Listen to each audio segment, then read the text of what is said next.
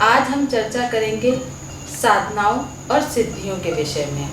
साधनाएं और सिद्धियां बेहद रहस्यमयी, रोचक और जोखिम भरा विषय है। इनको बिना गुरु के संरक्षण के कर पाना संभव नहीं है, क्योंकि गुरु वो होते हैं जो इस मार्ग पर पहले ही चल चुके होते हैं। उनका अनुभव ही हमारी सहायता करता है। सिद्धियों का प्रयोग हम तब तक समझ नहीं सकते जब तक हमने उन्हें प्रत्यक्ष किसी व्यक्ति को करते नहीं देखा हो। प्रत्येक सिद्धि हमारी जीवन शैली, गृहस्थ अथवा संन्यास से मेल नहीं खाती। मैंने जिज्ञासावश अपने जानने वाले किन्हीं पंडित को कई वर्षों पहले कुछ पुस्तकें देकर कानपुर के एक प्रसिद्ध योगी के पास भेजा था।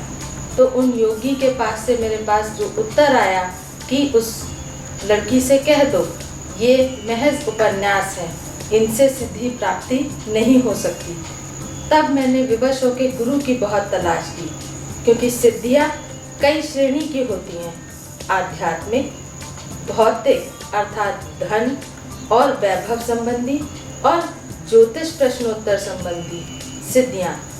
ज्योतिष फल सटीक बताने के लिए सिद्धि होना अनिवार्य है।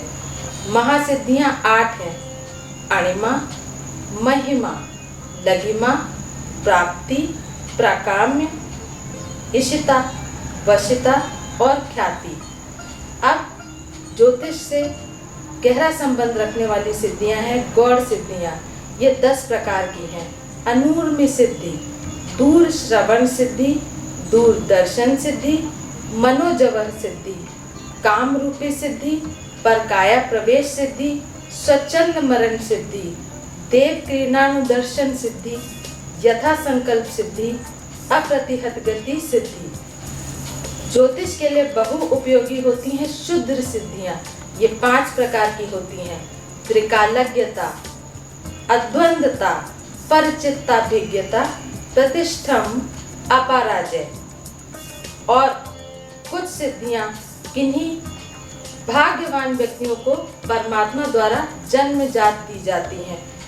इनमें से जन्मजात सिद्धियां हैं पूर्व जन्म का स्मरण होना, क्लेयरवॉयंस, लेविटेशन, बायलोकेशन या मल्टीलोकेशन, मटीरियलाइजेशन, कंट्रोल ओवर नेचुरल फिनोमेना, प्राख्य सिद्धि अर्थात जन्म लेने के पूर्व अपनी पसंद का गर्भ चुनने की सिद्धि, सूर्य विजनन, सूर्य की किरणों द्वारा किसी भी वस्तु को किसी दूसरी वस्तु में ढाल लेना।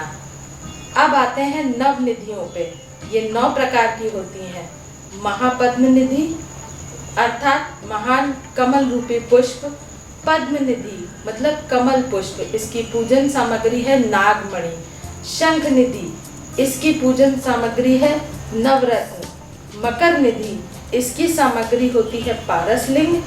कच्छप निधि, इसकी सामग्री होती है महामणि। मुकुंद निधि, इसकी सामग्री होती है श्रीवर्धन मणि। कुंद निधि, इसकी सामग्री है राजामणि। नील निधि, इसकी सामग्री होती है महाबंधन निधि। नवीं होती है खर्ग निधि अर्थात उसकी सामग्री है बिल्ली की जेब। नव निधियों में पहली 2 निधियां ही सात्विक गुण प्रदान करती हैं। इस प्रकार से अपनी नव निधि अष्ट सिद्धि आप विचार विमर्श करके ही करें, क्योंकि प्रत्येक सिद्धि हमारे लिए उपयोगी नहीं होती। अपने विचार हमसे निश्चित बांटें। धन्यवाद।